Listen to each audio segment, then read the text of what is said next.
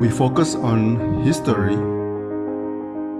culture, religion, art, social, and philosophy of Nusantara. Here, in the presence of Nusantara, we were made to be forgotten about the goodness of ourselves. Because negativity seems to be more interesting for us. Now, I'm Sutoyo Raharto and friends assist you to remind you, to awaken you that we still can find the gems of Nusantara. They are the great sights of Nusantara.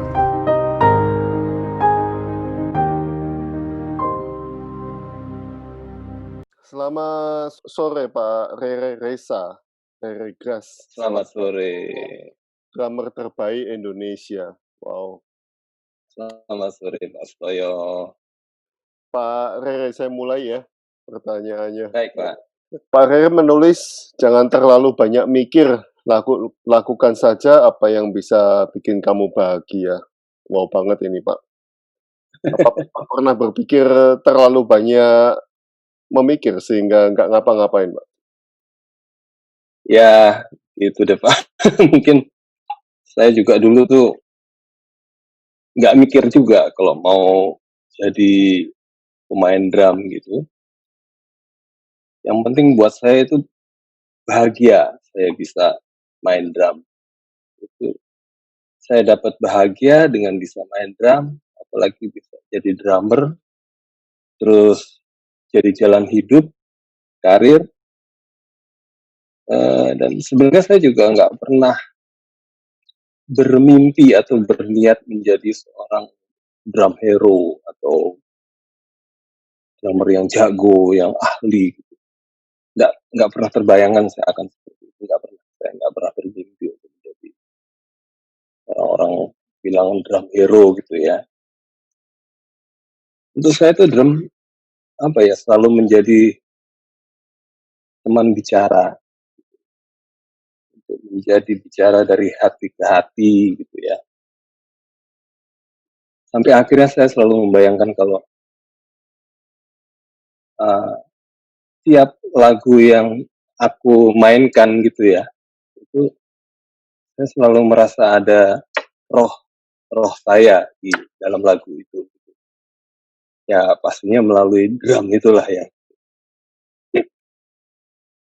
Jadi ya gimana yang saya bayangkan selalu gimana caranya ya lagu itu bisa jadi enak gitu. Ada bunyi-bunyian saya aja deh, ada roh saya di situ bisa lagu itu jadi semakin enak.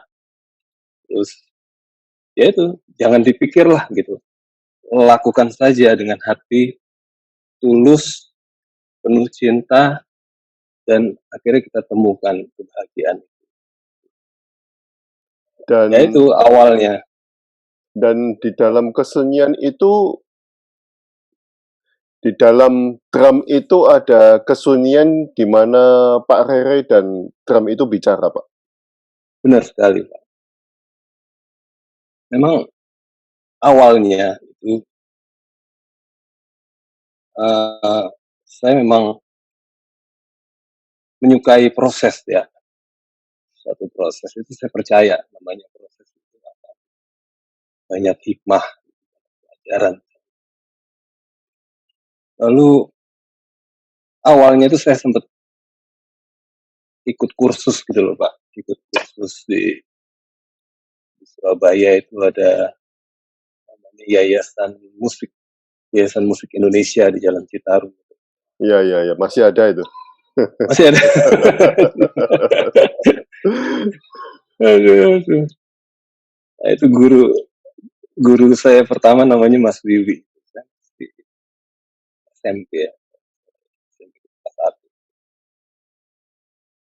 Jadi ayah saya tuh ngelihat mungkin ini anak kok tiap hari pukul-pukul drum, gak ada juntrungannya pulang sekolah pukul-pukul drum. Mungkin pikiran dia nih kursusin aja deh. dia ya, kebetulan kawan-kawan dia juga banyak di musik. Kepala sekolahnya kan Mas Tamam itu, Tamam Hussein ya. Dia, dia berkawan dengan ayah. Udah, masuklah saya di situ. Sempat kursus dan setelah ikut masuk kursus berapa lama itu mulai saya ikut kontes gitu loh. Kontes itu namanya, ada band itu debutan dari sekolah musik itu ya.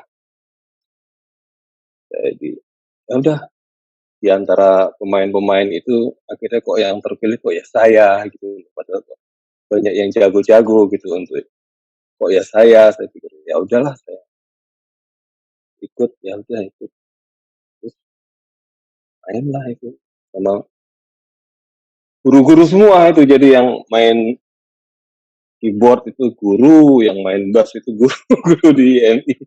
Saya baru masuk 2 bulan kalau nggak salah itu. SMP itu Pak ya? SMP. Oh wow, wow, wow. Ya jalan ke Jakarta itu ada namanya Light Music Contest anunya Yamaha ya Pak, debutan Yamaha ya. Udah bawa nah sama. Wah, ngelihat panggung besar gitu ya gemeter juga Pak. Panggung terus yang lainnya jago-jago gitu kan, kita itu dari mana-mana itu ada. Bintang tamunya juga dari Jepang. Pengalaman pulang dari itu ya kalah sih, bandnya nggak menang juga, cuma saya pengalaman luar biasa. Pulang dari situ ada festival lagi. Festival itu festival musik rock. Musik rock itu kayak debutannya Lox Labor waktu itu. Festival rock ini ya, Indonesia ya. Jakarta itu Pak. Oh ya, saya ikutlah gitu.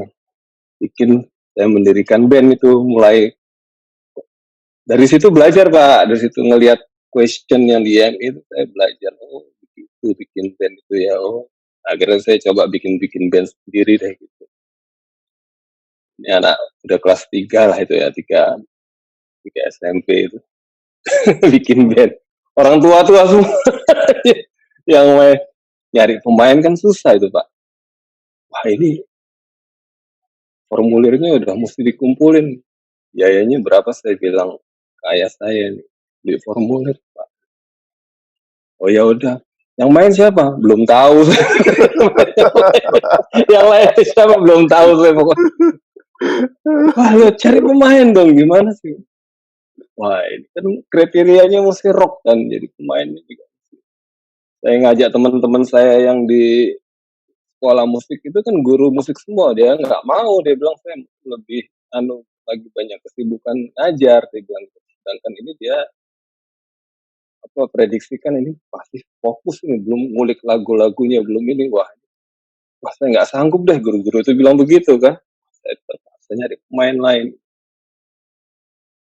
muter-muter. Wah itu seru itu Pak, sampai dapat lah itu lagu, sampai dapat pemain itu, dapat kita latihan masih tinggal di Temapel itu, Santa Maria belakang. Iya. Latihan udah lagu-lagu begitu acara itu nama band itu dibentuk lah ya, nama Grass Rock akhirnya. Udah saya mendirikan, namanya katanya si Lox Labor itu, nama bandnya apa? Wah belum ada namanya ini band baru, saya bilang. Baru tuh apa sih? Baru tuh ya Grass. Ya udah baru pakai rock aja, jadi Grass Rock gitu kan. Oke, bukan rumput berarti. Bukan. Grass Rock. Oke, saya bilang gitu, tulis. Udah, walaupun festivalnya kejadian kita nggak menang juga waktu itu, kalah karena hujan kesetrum dalam kondisi hujan kan, kesetrum ya. Tapi ya itu tadi ya, kita ini terus deh, apa namanya, suka dukanya itu, hikmahnya kita dapat dari situ, walaupun kalah nggak kapok gitu, kapok terus, dan itu ya tetap jadi, nantilah kita tahun depan kita sambung lagi, pasti ada lagi. Itu anak-anak SMP atau SMA atau udah dewasa, Pak?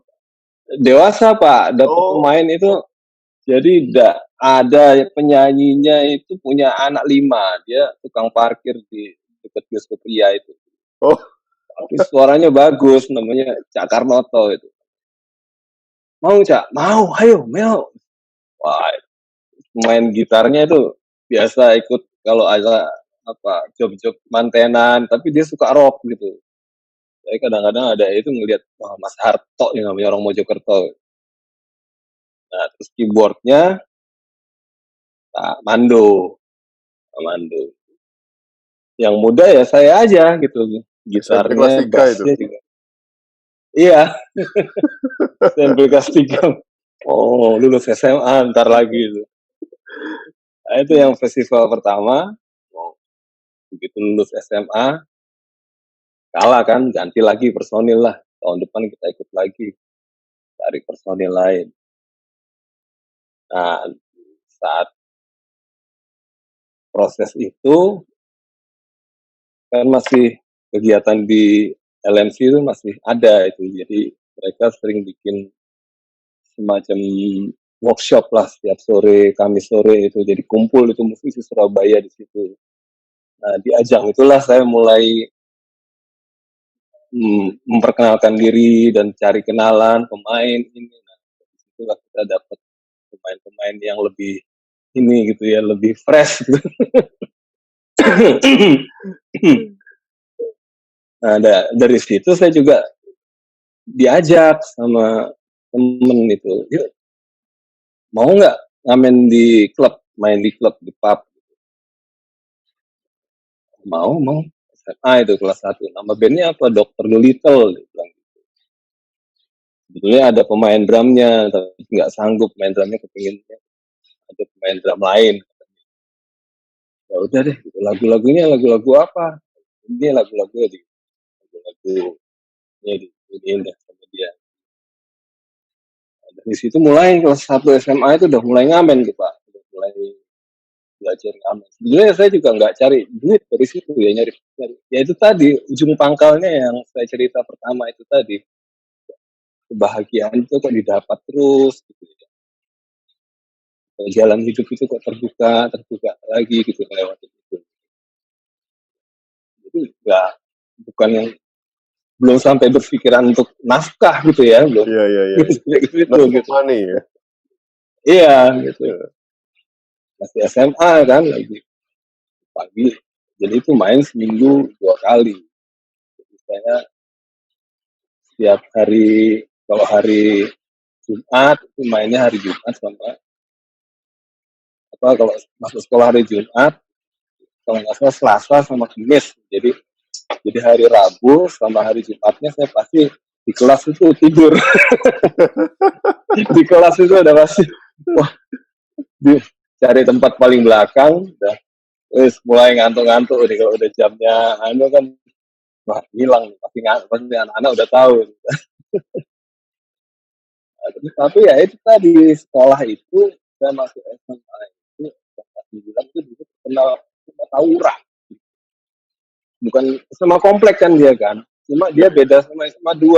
Kalau SMA 5 kan sains dia ya, SMA 2 itu lebih anaknya beda, bandnya, keseniannya. Nah, SMA 9 kan nggak jelas itu dulu, tawuran aja kan.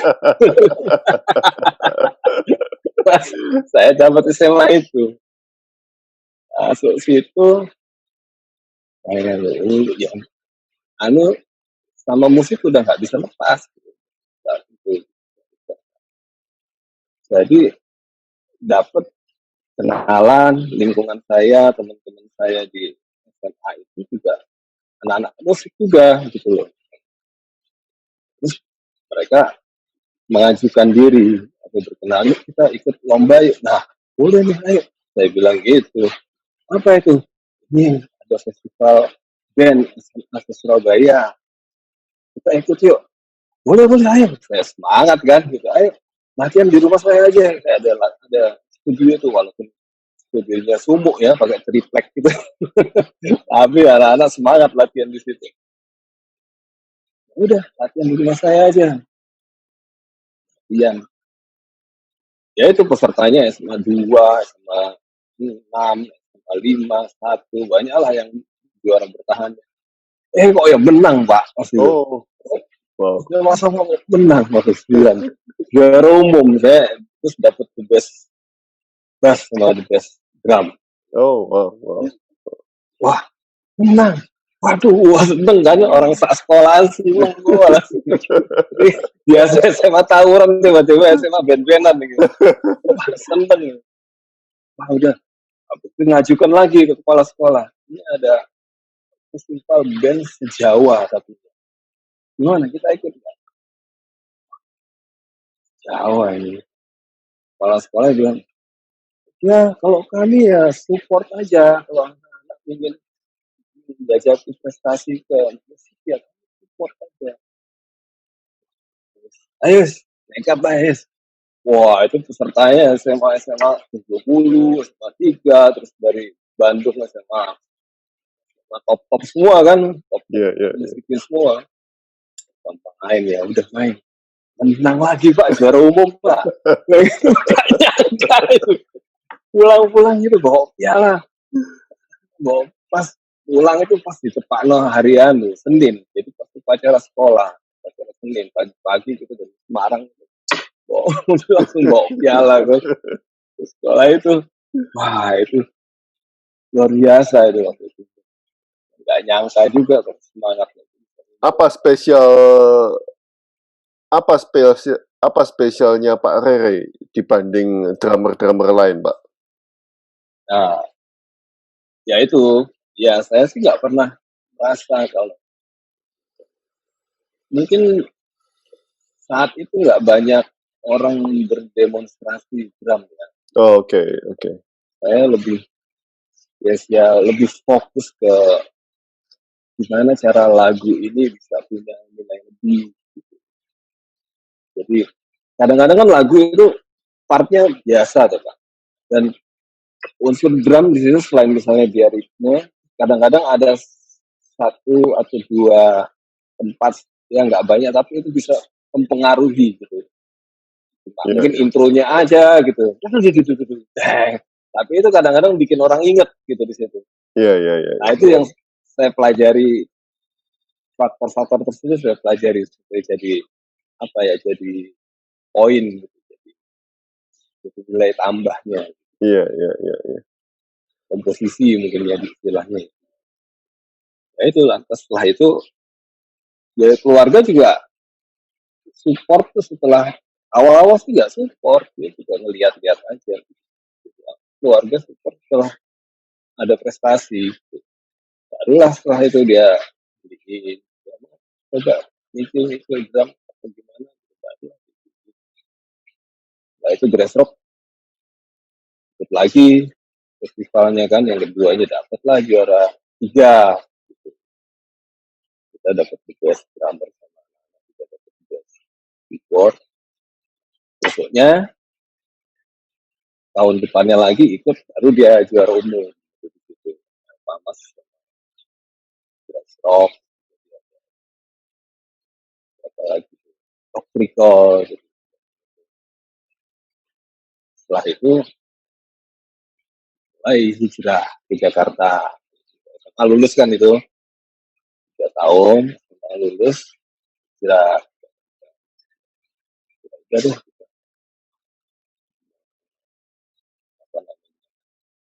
Bukan mengadu nasib ya kalau saya lihatnya.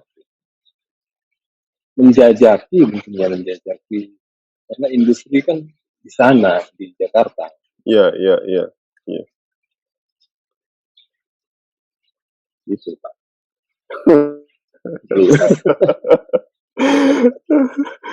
Next, pertanyaan kedua. Ya, oke.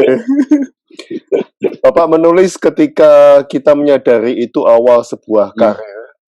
semua serasa begitu mudah digapai. Jika semua sudah tercapai, kita akan berusaha menjaga mempertahankannya.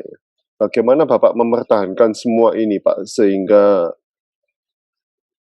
menjadi salah satu drummer terbaik Indonesia, Pak? Iya, ya susah-susah gampang nih untuk mempertahankan itu. Jika saya tuh menemukan nggak sengaja mungkin ya menemukan cara itu di saat saya udah udah bisa rekaman sama siapapun, udah pernah tour sama siapapun, rasa start aja sebagai session player gitu ya. Terus akhirnya saya apa ya gitu ya, saya cari teman-teman baru atau teman yang udah lama nggak ketemu. Jadi maksudnya apa ya, memberi sudut pandang yang beda gitu loh, sudut pandang yang lain lagi tentang karya sama kreativitas kita, menemukan apa ya, supaya kita mudah untuk eksplor lagi gitu loh. Jadi sesuatu yang kita sukai tapi belum sempat kita buat gitu ya secara nyata. Misalnya kayak saya main musik tradisi, terus kayak misalnya saya main jazz gitu ya. Nah, ketemulah waktu itu sama teater. Nggak itu, nah dari pergaulan seperti itu Pak ya, bertemulah sama orang-orang teater dan mulailah saya berkolaborasi di situ dengan teater itu di situ. Jadi waktu itu mulai saya melakukan kolaborasi. Saya nggak sengaja itu jadi penata musik teater Rendra, nggak sengaja itu Pak. Jadi Wow. saya bergaul, saya mencari bereksplorasi gitu ya, mencari jalan supaya apa namanya, berbuat yang lain aja gitu, berbuat sesuatu yang kira-kira bisa kita jadikan rujukan ke tahap berikutnya gitu. Walaupun dia nggak menjadi spesialis di situ, tapi perspektif itu jadi mendatangkan skill baru di permainan drum saya gitu ya. Basicnya Saya rock ya, Pak ya? basicnya rock. Ya. Tapi di situ di mana di teater Rendra itu saya main gong Pak. Jadi saya setting gong itu dari yang kecil sampai yang besar gitu ya. Terus ada yang main kendang juga. Saya main gong aja sih. Tung tung tung tung tung tung tung tung tung. Tapi mainnya gayanya memang saya selami juga musik tradisinya gitu ya. Ya itu tadi untuk apa namanya, untuk itu tadi mempertahankan tadi ya, mempertahankan Eksistensi. cara mempertahankan ya. Gitu. Lalu di dalam itu lanjut saya coba produserin band-band baru. Ada band baru walaupun nggak sukses ya, tapi ada sudut pandang yang lain lagi gitu dari situ. Oh, seperti ini. Terus saya belajar orang-orang kayak ini bisnisnya seperti apa sih gitu, apa cara orang kok bisa seperti ini, industrinya seperti apa sih gitu. Dari situlah saya paham gitu ya. Terus jamming lah, main klub-klub jazz gitu. Saya kan rock ini, saya coba ketemu dia sama Indra Lesmana, temen kan gitu loh. Ini saya tahu dia sama-sama temen, tapi mainlah ke sana, jamming lah, main jazz gitu kan. Wah, ya cara saya paham jazz ini ya, main lah ke Mas Idang, Rasidi, main sama Jazz Vita Halele, Mates, bassnya. Kayak gitu, jadi apa? Kita nambah luas kali ya, nambah koneksi. Nambah koneksi. Gitu. Wow. Nah, Bapak juga menulis proses adalah fakta dari pembelajaran menuju pencerahan hidup untuk kemajuan. Pengalaman berproses yang paling ekstrim atau dalam tanda kutip itu terasa sakit, Bapak pernah menulis ini. Sebagai musisi yang pernah Anda lalui proses apa, Pak? Wah, itu seru. Itu memang ada beberapa studio rekaman itu sebagai kawah Chandra di muka. Ya, workshop ya gitu. Jadi yang pertama itu latihan band di rumah Mabel dengan studio yang triplek itu ya. Panas minta ampun gitu. Tapi itu nggak bikin apa, nggak bikin malah kerasan gitu di sana. Jadi keringat itu setiap ngocor tuh wah nggak ampun-ampun gitu. Nah itu enggak yang namanya KO itu betul-betul kawah dan bagi muka asli. Godokannya dan apa ya kita lewati karena apa mencapai kebahagiaan gitu yang saya kadang-kadang nggak paham juga gitu ya apa namanya prosesnya itu kok kita bisa menikmati saat itu prosesnya gitu. Walaupun saat ini kita gitu ya ternyata ya gitu waktu Itu itu otodidak ya, Pak, ya? iya walaupun ada guru kan tapi lebih banyak prosesnya di Ya. rumah kan. Guru itu juga mereka cuma paling 1 jam gitu. Bikin pendampingan PR-nya ini apa segala macam. Nah terus kayak festival band yang pertama kali juga sama Grassroots yang kita udah persiapkan itu latihan siang malam terus begitu acaranya hujan deras dan lagu-lagu yang kita persiapkan itu wes langsung ambiar langsung udah gitu pakai kesetrum pula kan itu kan wah itu nah, itu juga dahsyat itu saya lihat proses makanya proses semua itu jadi bukan saat itu kalau kita udah nyerah deh saya udah kayaknya saya nggak main band lagi deh tapi nggak bukan itu kan gitu loh Iya. apa waktu ya kita menemukan terus gitu loh menemukan hikmah terus gitu dari situ jadi kayak apa medan apa berbagai medan juga gitu ya di daerah-daerah kita manggung di kota-kota yang jadi kadang itu drumnya itu begitu dimainin itu begitu diinjek gitu langsung melorot ke depan jadi kan kita belum waktu itu kan belum punya persiapan alat atau segala macam alat dari panitia daerah nah, itu begitu banyak kita banyak menemukan hal seperti itu juga gitu. Itu kan ukuran jadi akhirnya dari situ kan kita punya ukuran punya standar gitu oh berarti kalau kamu main ke daerah ini kamu prepare-nya seperti ini gitu.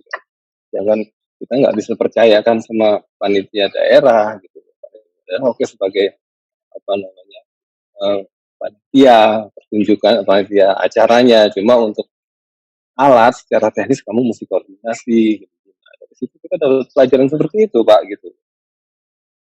Jadi kayak apa ya manggung di daerah terus di studio rekaman juga gitu Pak di studio rekaman itu lebih sadis lagi itu jadi sama Kang Deddy Dores yang mulai masuk Jakarta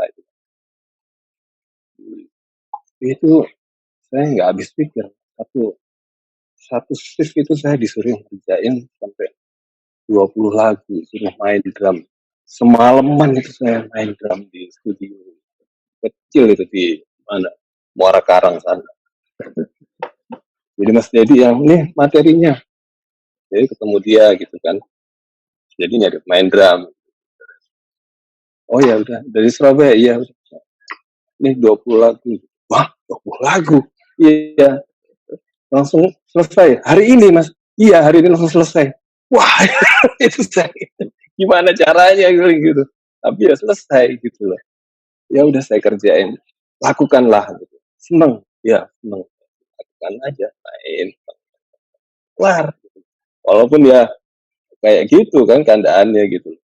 Itu Mas Dedi. Mas Dan waktu Yofi itu sendiri, nggak surprise, nggak kaget, Pak, langsung ketemu artis-artis begitu. Pada waktu itu kan mereka namanya udah besar-besar, Pak. iya Mas Dedi itu orang yang membuka jalan ya. Oke. Membuka jalan. Saya banyak dikenalin sama dia, sama produser-produser di Jakarta, terus banyak dikenalin sama studio rekaman, terus cara bikin lagu, terus cara apa namanya, banyaklah saya dapat pelajaran dari Mas Dedi Dores itu. Jadi sejak saat itu memang dia terus setiap dia punya lagu baru dia selalu panggil saya. Nah, sampai akhirnya ya kita udah saya nggak pulang-pulang di studio dulu deh, saya pikir gitu kan. Nah dari situlah pergaulan, ketemu sama Mas Yoki, gitu, Prayogo di situ. Itu juga sama juga, dia juga banyak ngajarin juga di studio itu.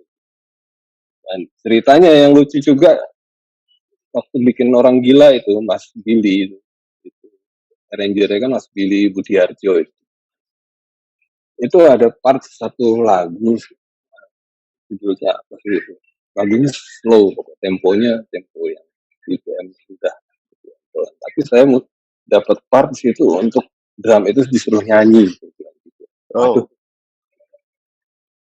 disuruh nyanyi drum itu, jadi ya ada itu lagunya, nanti kapan deh kita ya, kita kirimin supaya bisa jadi ini. Ya benar, cuma saya take-nya itu take itu seminggu sendiri Pak, oh, satu lagu itu benar. wow. Cuma dia kasih kebebasan gitu, itu tantangan yang paling mencekam waktu itu. Itu tapi saya puas, saya bisa dapetin itu satu part itu ya yang belum pernah ada gitu kayaknya. Dan tantangannya karena kalau temponya pelan gitu, bukan di BPM yang tinggi gitu. Jadi kita mesti, emang lagunya kayak orang merenung gitu. Iya, iya. Terus itu ada ininya, mesti ada kayak nyanyinya gitu. Saya kan nggak paham waktu itu gimana ya caranya. Terus pokoknya gitu. Udah deh, silakan dia bilang, masuk ke ruang drum gitu. Waduh, dia bilang gitu ya. Itu ya itu kawah Chandra di muka asli. Pak Rere nggak Terus ada kepikiran ya, untuk ke luar negeri, Pak? Berkembang ke luar negeri atau bagaimana? iya, jadi waktu itu yang pulang dari luar negeri itu Mas Gilang. Ya, saya mau sekolah ke luar negeri dengan biaya waktu itu memang biayanya mahal ya gitu. Saya langsung aja ke Gilang, rumahnya di mana Gil? Saya rumah di Kebayoran. Ya udah saya ke sana deh gitu. Saya nginep rumah dia, terus kamu ngapain aja di sana, cerita deh. Cerita. Jadi memang sebetulnya ya punya keinginan, cuma di sana juga memang harusnya seperti itu ya. Jadi kondisi musik di Indonesia, wah kita bisa cerita nih soal sekolah musik. Iya, iya, iya, iya. Jadi memang kalau saya lihat harusnya kita tuh harusnya lebih banyak lagi gitu, lembaga pendidikan art, musik, seni, film, harusnya kita lebih banyak lagi. Dan itu lebih apa ya, artinya kalau kita ngomong art itu lebih persaingannya, kompetisinya itu lebih sehat gitu, dan lebih banyak sekali kaitan yang bisa diambil dari situ. Jadi kalau misalnya kita punya industri seperti apa ya, lihat aja kalau, karena apa, kalau zaman Jepang waktu dia mulai itu dia punya industri teknologinya kan. Nah terus hampir semua pemain-pemain yang belajar di sekolah musik Amerika itu kayak MI, apa, Berkeley itu dipanggilin sama mereka itu untuk ngiringin artisnya dia, sekalian dia promosi teknologinya dia kayak Yamaha, semuanya di endorse sama Yamaha, semua di endorse sama alat-alat dia waktu itu. Jadi kayak kita tahu akhirnya apa? Akhirnya Jepang sekarang lebih ya bisa maju gitu, bisa seperti itu ya gitu loh. Begitu juga Korea juga gitu. Jadi sebetulnya ada kesinambungan gitu loh kalau kita ngelihat antara sekolah musik, sekolah seni sama industri itu sebenarnya ada kesinambungan. Ya itu dilihat lagi dari ininya juga sih Pak, dari apa stakeholdernya juga nih punya niat gak untuk mengembangkan. Iya. Pak, Iya, ini nggak ada di pertanyaan saya, tapi mereka artis-artis ini atau penyanyi-penyanyi atau musisi-musisi ini mengapa kok ada yang berhenti kesuksesannya sampai sana saja tahun 80-an atau tahun iya, 90-an segala. Apakah iya, karena tidak mengikuti zaman atau iya, apakah pendengarnya sudah berganti berganti genre atau apa, Pak? Ya. iya Seperti itu ya, yang silakan. mau katakan. Sebetulnya gitu. Kemarin saya juga ngobrol soal itu juga sama Indra. Jadi kalau kita lihat apa yang membedakan gitu loh. Sebenarnya kalau balik lagi ya, kalau musik itu kan sebetulnya hasil cipta manusia ya, bisa dirasakan manfaatnya pada kehidupan. Kita bisa paham sejarah peradaban satu bangsa, apa yang terjadi pada masa-masa itu gitu kan. Ya semacam produk budaya lah gitu ya. Ya, ya, ya, Itu ya. kan bisa digambarkan lewat art kan. Nah, jadi apa sih yang menaungi kita seperti saya gitu waktu kecil itu lagu-lagu apa yang ada di dan itu hasil dari pendidikan juga gitu loh. Artinya saya satu aku sayang ibu, dua itu kan didikan juga kan lewat musik kan gitu. Ya, ya, ya, ya. Lagu anak-anak sampai saya dewasa juga lagu-lagu ini gitu. Itu kan menaungi semua olah pikir kita gitu loh. Nah, seharusnya itu kan legacy gitu loh untuk musisi penciptanya atau seniman-senimannya itu kan harusnya ada legasinya, ada Apresiasi warisannya, juga.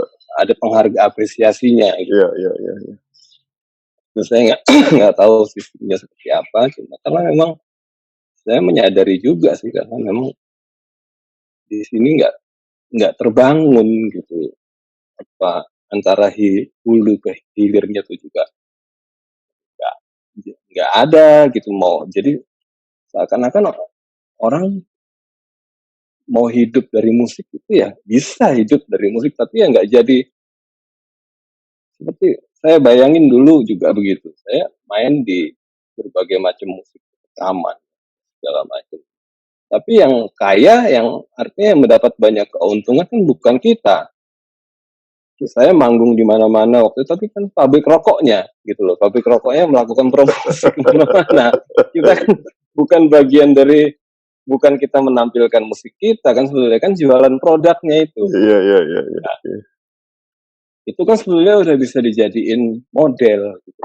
antara industri sama seninya itu kan sebenarnya udah ada kesinambungan kalau mau dijalanin gitu ya nah, dari situ sebetulnya ya lembaga pendidikan itu kenapa menjadi penting gitu, di situ.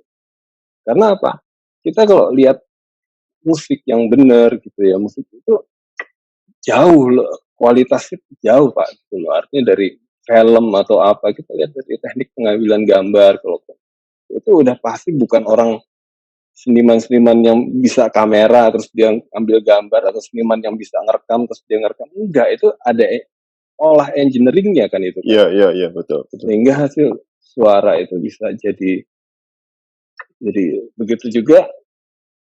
begitu juga vokal begitu juga orang menata lagu begitu juga itu kalau misalnya semuanya apa dalam porsi yang benar itu pasti kan luar biasa gitu buat pendidikan lembaga pendidikan yang jelas terus arahnya kemana gitu ya arahnya misalnya ya udah kita mau jual produk apa pariwisata taruh deh gitu pariwisata kita apa tahu ya udah lewat musik ini, filmnya apa, produk budayanya yang kita buat, kita jual kemana gitu. Sementara kan nggak ada niat ke situ. Nah, seperti kita mau ngembangin situs budaya aja, misalnya Mojopahit. Sekarang kan udah ada sonar, Pak. Misalnya kita bikin lagi itu di apa, jejak-jejak yang Mojopahit dibangun lagi, direstorasi lagi, jadi ada, terus dikembangin budayanya, musiknya di situ ada, filmnya segala macam, terus dijual ke untuk proyek pariwisata. Banyak yang suka juga itu kayak gitu. Ya, ya, ya, ya. Nah, cuma kan memang belum ada niat. Kalau ada yayasan atau lembaga-lembaga yang bisa mendorong satu kebijakan, ya gitu. Jadi ya sebenarnya ya kalau Amerika dulu lihat kita bayangin ada British Invasion waktu itu tiba-tiba The Beatles, Rolling Stone, Jimi Hendrix, The Queen semua kok pindah ke Amerika semua. Itu kan mereka orang Inggris, industrinya dipindah semua ke sana. Terus Amerika bikin sekolah-sekolah musik, di mana sekolah art, sekolah seni. Setelah itu tiba-tiba orang-orang Amerika bilang kalau wah industri musik dan seni film kita nomor 2 setelah minyak, dia bilang gitu. Kan bisa tiba-tiba seperti itu kan, kita dalam kurun waktu yang nggak begitu lama kan itu kan. Dan Terus diikutin. ya, dan Beatles dan mereka masih eksis loh Pak. Maksudnya ya mereka masih jualan, nggak tahu kaosnya Iya. lah, merchandise-nya. Tapi kalau misalnya penyanyi Indonesia kalau Ini udah habis ya udah selesai gitu. saya kadang ironis gitu loh Pak. Jadi kita ngebayangin Ahmad Albar yang suka teriak untuk bisa dapat manggung dibandingin Bob Dylan yang IPO-nya dibeli sama Universal Studios seharga 30 triliun. Itu jauh kan gitu loh. Sementara yang itu dia masih ngotot untuk bisa teriak nyanyi kemana-mana gitu. Yang satunya cuma udah IPO modelnya udah. Bob Dylan kayak Rolling Stone gitu kan mereka nggak mau dipaksa untuk manggung, enggak, kalau dia lagi nggak mau manggung ya nggak mau aja. Kalau lagi pengen nyanyi ya nyanyi ya. Iya, iya. Jadi ya industrinya itu ya kita ya makanya saya pikir musik itu mau dibawa kemana, kadang-kadang mesti ada. Kalau kemarin ngobrol sama Indra Lesmana itu kita mesti ada yayasan yang semacam kayak di Amerika itu Lincoln ini ya yang bisa mempengaruhi atau kebijakan dari stakeholder-nya itu bisa. Kalau enggak ya akan begini terus gitu. Coba aja lihat Korea gitu. Kalau Korea kan juga seperti itu. Artinya berkesinambungan antara industri yang dia jual kosmetik, dia jual teknologi apa segala macam lewat musiknya, lewat filmnya kan, bandnya, bandnya filmnya juga. Dan orang-orang itu kan juga dibeasiswain ke sana itu belajar film, belajar musik. Iya, iya, iya. Jadi, film tiba-tiba Parasite bisa jadi Grammy, dapat Grammy itu kan pada kaget semua Korea itu. Oke, oke, oke. Ya gitu Pak. Jadi memang sebetulnya ya itu ya kayak produk budaya. Jadi bukti ya sebetulnya itu apa bisa menjadi anunya gitu, ujung tombaknya ujung tombak untuk pembangunan ini ya Bang. Ya sebenarnya saya sih ngebayangin kalau pemerintah ini nggak usah nih, soalnya nggak tahu juga guys ya, tiba-tiba kayak tiap hari dipikirin besok makan apa gitu terus. Jadi nggak sempet mikirin jati dirinya bangsa ini apa sih sebenarnya gitu. Iya, iya, iya. Sebenarnya kan itu gitu. Itu kan maksudnya untuk membangun jati diri bangsa kita gitu. Kita nih identitas kita nih seperti ini gitu. Sementara ini kan nggak tahu orang-orang luar kan seperti apa sih Indonesia ini. Nusantara itu apa gitu. Taunya kan cuma jejak-jejak sejarahnya aja. Dan itu juga belum jelas, Pak. Belum jelas juga gitu. Oke, oke. Pak, Anda menulis musik adalah suara kebenaran yang bisa menggugah hati manusia menuju Allah, menuju kebenaran. Apakah itu berlaku untuk semua jenis musik, Pak? Dengan musik yang keras sekalipun, apakah Anda juga sudah tergugah menuju jalan Allah? Terima kasih. Silakan. Iya, suara sebenarnya emang nyata ya kalau musik itu suara kebenaran itu nyata. Kalau menurut saya gitu ya.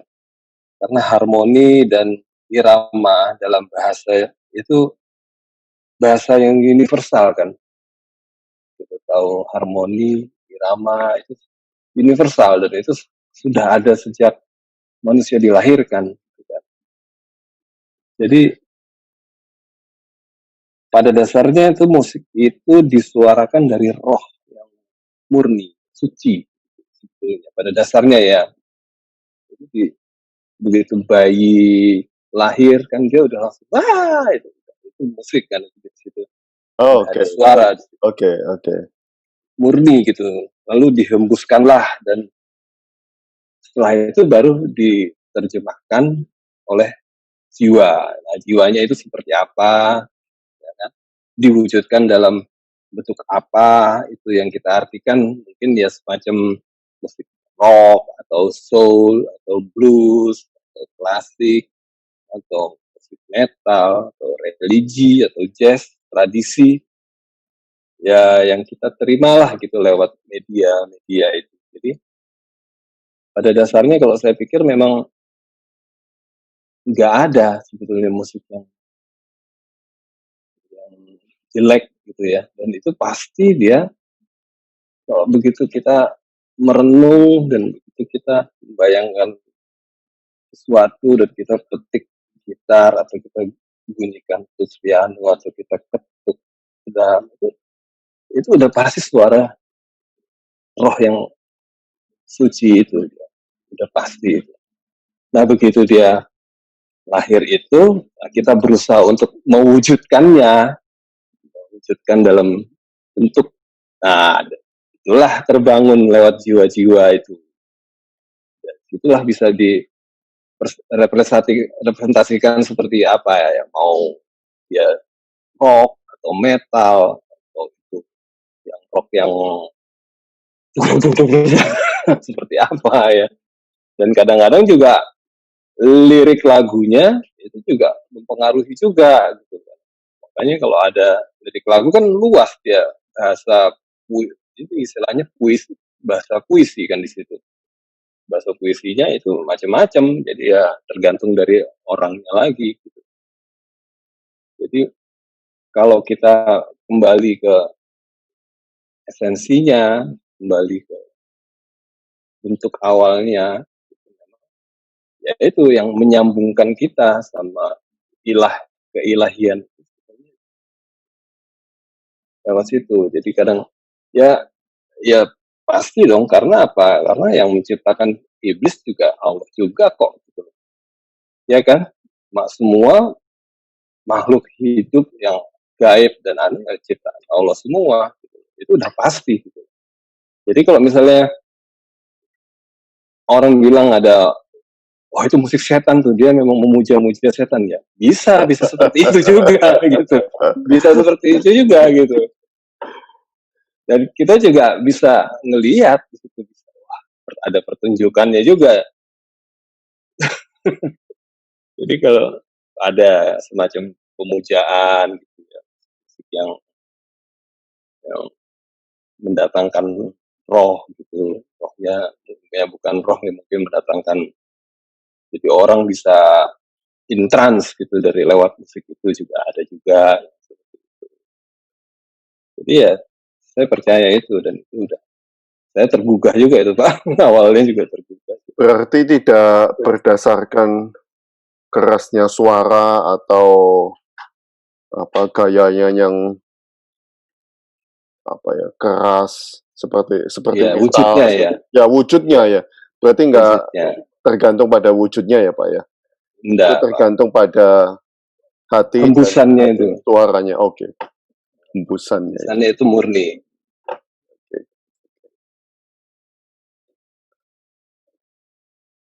Pak Rere, Anda kenal dan bergaul dengan banyak maestro musik Indonesia. Banyak yang sudah pergi meninggalkan kita. Pelajaran dari mereka, apa yang masih tertinggal di hati Anda, Pak? Iya, ya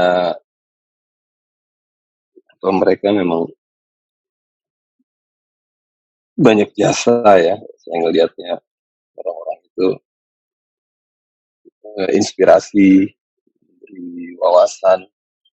Jadi saya suka waktu itu almarhum Gombloh itu bilang kalau apapun bakat yang Tuhan berikan padamu, apapun alasannya ya, kamu harus menggunakan sebaik-baiknya, sebaik-baiknya dan sepenuh hati. Itu bakat, itu gift dari Tuhan. Oke, oke, Cak, siap, Cak. Saya ingat itu apa? Pernah main sama Ngobrol. beliau? Hampir, Pak, Oh, hampir sebelum dia wafat soalnya. oke, oke. Sebelum dia wafat saya udah mulai sering ketemu lewat Wisnu itu. Ya udah punya rencana sesuatu. Ngobrol lah saya sama dia.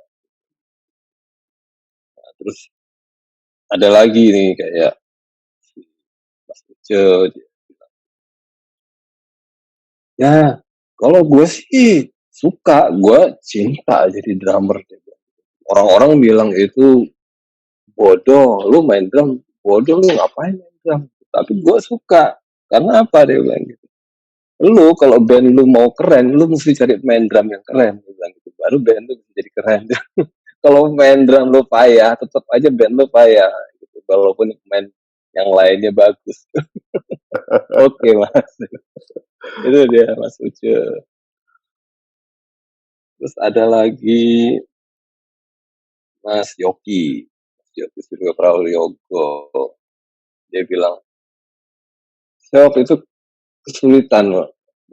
Banyak apa, mau dimainkan dengan cara apa lagu ini? Saya, ini ya, itu arrangernya dia waktu itu di studio. Saya mau saya pakai cara, ini lagunya kan, kayak kalau masuk studio kan lagu cuma lagu gitu aja, nggak ada apa-apanya kan Pak, lagu sama Ya, ya, ya. chord aja kan, sama metronom gitu. Dia nggak ada bunyi yang lainnya kan. Ya, ya, ya. Saya bingung, nggak bisa ide mungkin, mau apa ini lagu ini? Terus dia bilang, kamu tuh jangan khawatir dengan banyaknya cara bermain. Udah apa aja nanti setelah kamu mainkan semua pasti akan ketemu satu cara yang paling cocok dan paling cantik buat lagu itu. Ya benar memang di saat seperti itu memang main dengan berbagai macam cara, walaupun akhirnya yang ketemu ya satu, nggak mungkin semuanya dipakai kan, pasti ketemu satu dan itu udah pasti yang paling cantik dan pasti paling bagus. Gitu.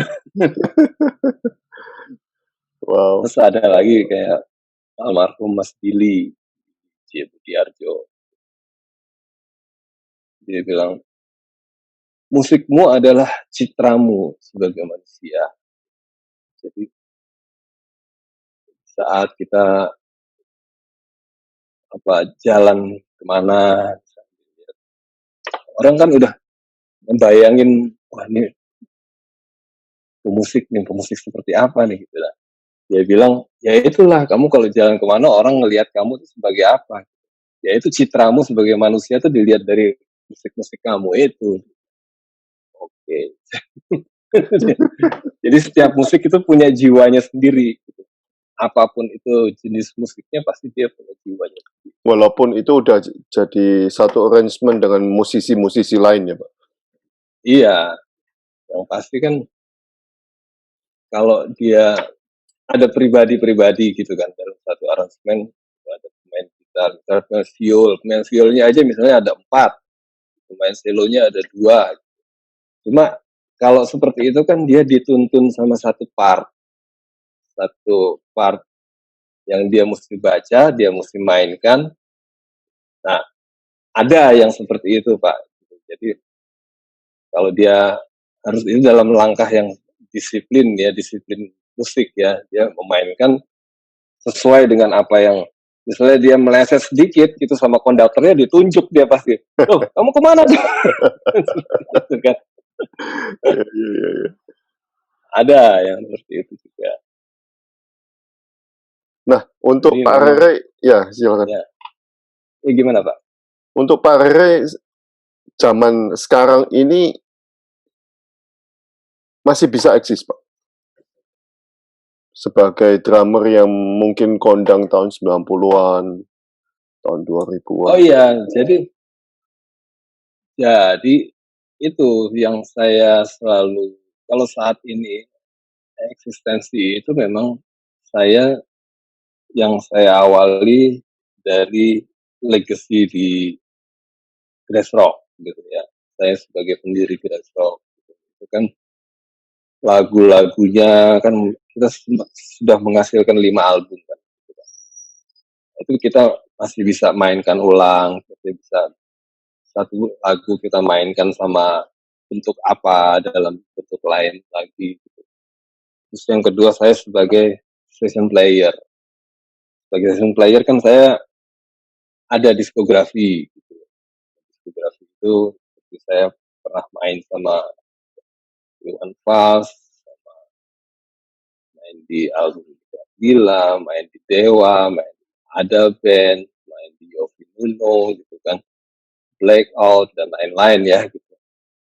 Itu kan diskografi, jadi portofolio saya gitu. Ya.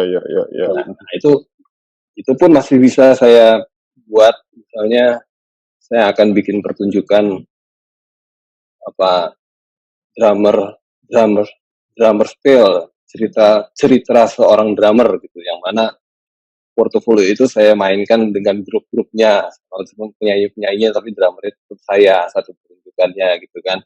Ya. Saya masih bisa saya ada rencana ke situ juga. Terus saya punya yang ketiga tuh, saya punya ini masih dalam wujud, belum dalam wujud ya, ini masih dalam imajinasi. Cita-cita mungkin ya itu. Saya pengen bikin festival musik dan tari gitu, tapi tradisi yang berakar dari tradisi.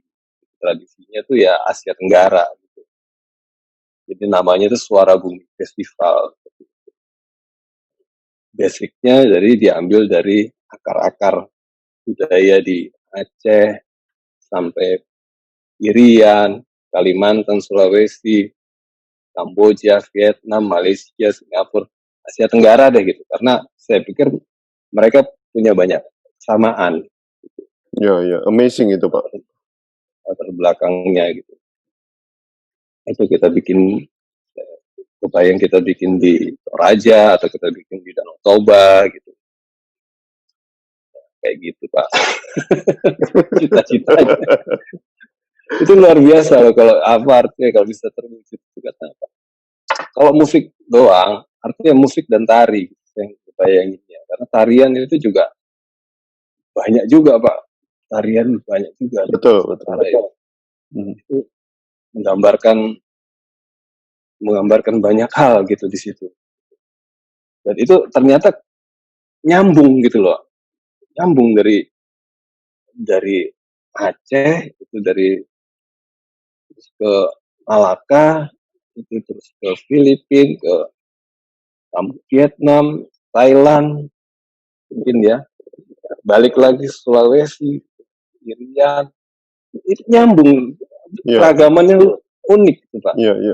Kalau kita bisa festivalin gitu ya, berkala gitu tahunan, wah dahsyat. Asia Tenggara memang luar biasa Pak. Iya, mempunyai ciri khas sendiri kita ini. Ciri khas sendiri gitu. Tapi di luar Chinese ya, di luar Chinese, Jepang, Mongol ya, di luar itu ya. Loh, Pak Rere masih ngeband Pak? Masih ngedrum sampai setiap hari Pak? Masih Pak. Kalau di rumah ya, karena alat untuk kesehatan juga drum itu Pak. Oke. Di rumah saya masih drum, pakai drum listrik nih. Oke.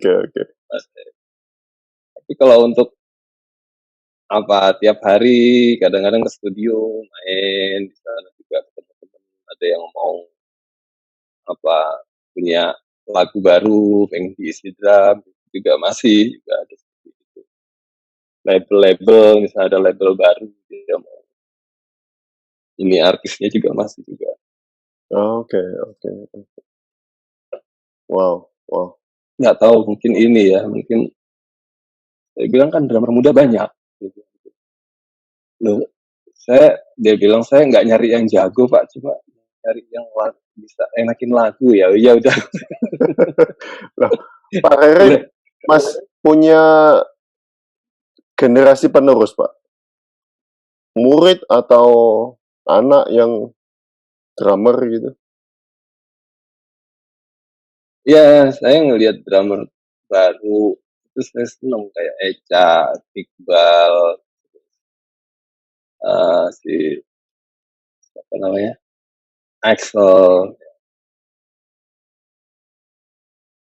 Mereka terus komunikasi gitu. Saya bilang dia pengen kursus sama saya. Saya nggak ngursusin karena saya bukan orang yang main teknik. Tapi kalau konsultasi ya ayo gitu, ngobrol. Misalnya mau ini apa, ya ayo. Saya bilang gitu. Tapi kalau untuk belajar teknik kan mereka udah banyak di Luaran. platform digital juga. Mereka juga bisa tinggal klik aja kan mau nanya ini skill apa, paradiddle apa, itu rudiment apa gitu. Banyak. Tapi kalau mereka konsultasi sering ke saya gitu. Oke. Wow. Nah, untuk drummer ada kepikiran untuk menjadi maestro nggak, Pak?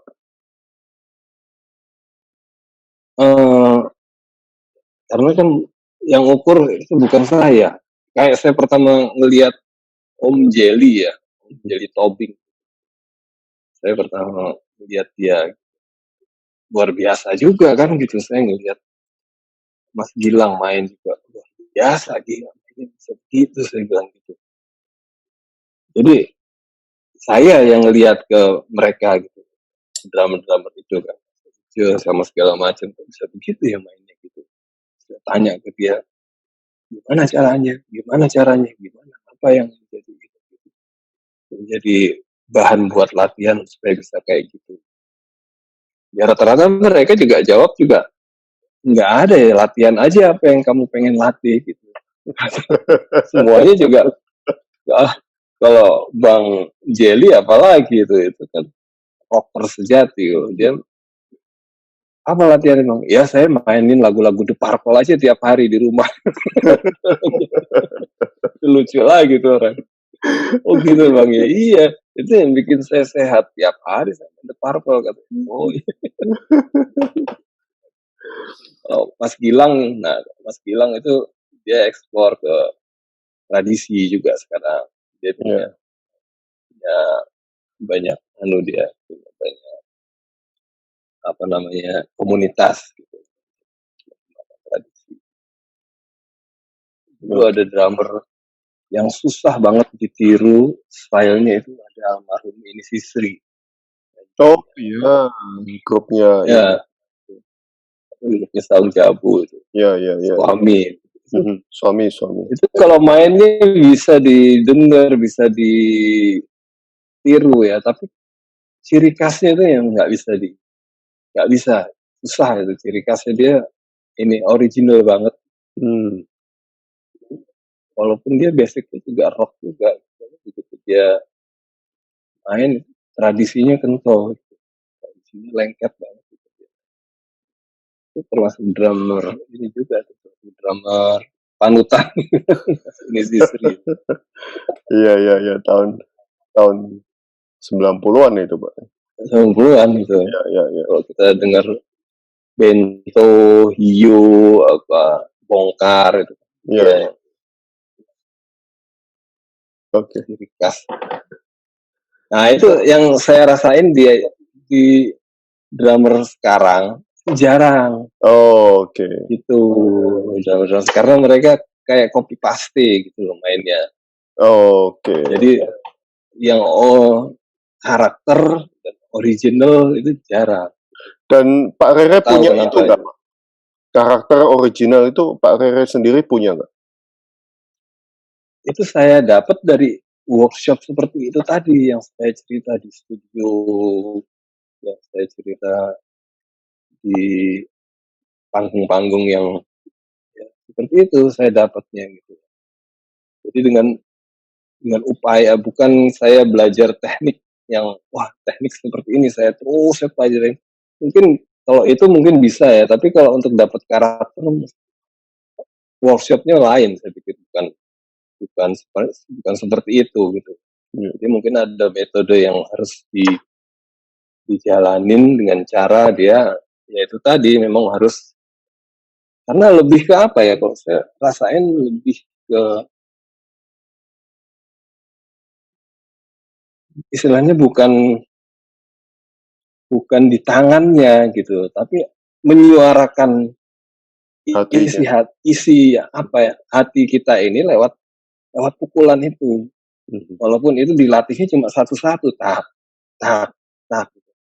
Tapi kalau itu tiap malam selama bertahun-tahun, gimana? Saya pikir pasti kan kita ya itu yang kalau sekarang kan anak-anak itu dia ada satu teknik rudiment gitu ya, rudiment apa dia pelajari satu.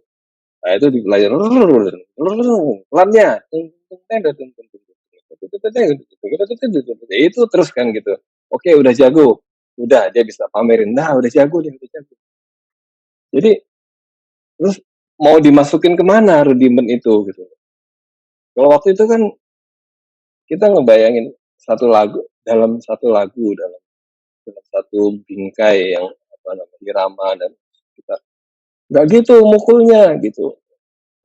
Bunyinya nggak yang gimana bunyinya coba carilah gitu cari bunyi yang seperti yang cocok pokoknya sama lagu itu bunyinya ya cari terus kan satu malam 2 malam 3 malam 4 malam ya kita untuk ya artinya bukan ketemu tapi ya udah akhirnya dapatlah di situ kan bukan bukan kita apa ya akhirnya dapatlah di situ gitu dapet bunyinya oh bunyinya yang seperti ini yang cocok ya gitu workshopnya bedanya itu kali ya jadi kebayang kebayang apa kayak kita itu simbal juga gitu saya pertama kali di di drill gitu ada temen kawan itu namanya pemain bass Krakatau Prak Budi Dharma ya saya waktu di Parabi ini di apa di workshopnya Indra Lesmana itu saya main gitu gak enak saya ini ya nggak dapet gitu. Terus Prak itu bilang lu coba hi hatnya dikencengin dikit mainnya di bunyinya hi hatnya jangan ragu-ragu jadi oke, saya bilang gitu apa jadi memang jangan ragu-ragu untuk bunyi kan kayaknya berisik gitu loh seakan-akan saya bunyiin itu tuh berisik gitu tapi justru berisiknya itu yang bikin karakter gitu ternyata gitu Harus berisiknya lepas itu berarti.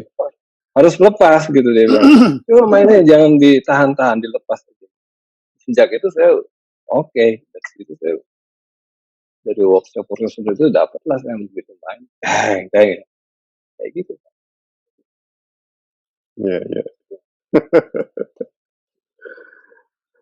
Oke. Terima kasih Pak Rere. Ya, ya. Ya, terima kasih atas sharing pengalaman yang berharga ini. Iya, sama-sama Pak. Loyo. Wow, wow, saya ketemu orang besar ini. Wah, Orang besarnya Indonesia. Oke. ya saya cuma bukan siapa-siapa saya Pak, saya cuma orang yang seneng cinta sama musik aja.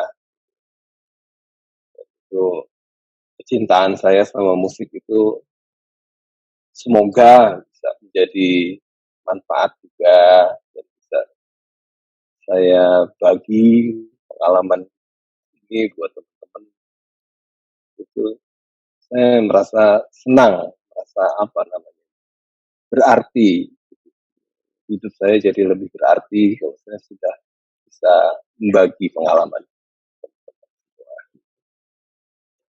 Oke. Terima kasih Pak Rere. Sama-sama, Pak Ya, Sutoyo. kita ketemu lagi di online. Oke. Sukses selalu, Pak. Sukses juga buat Pak Ya, Sutoyo. thank you, thank you.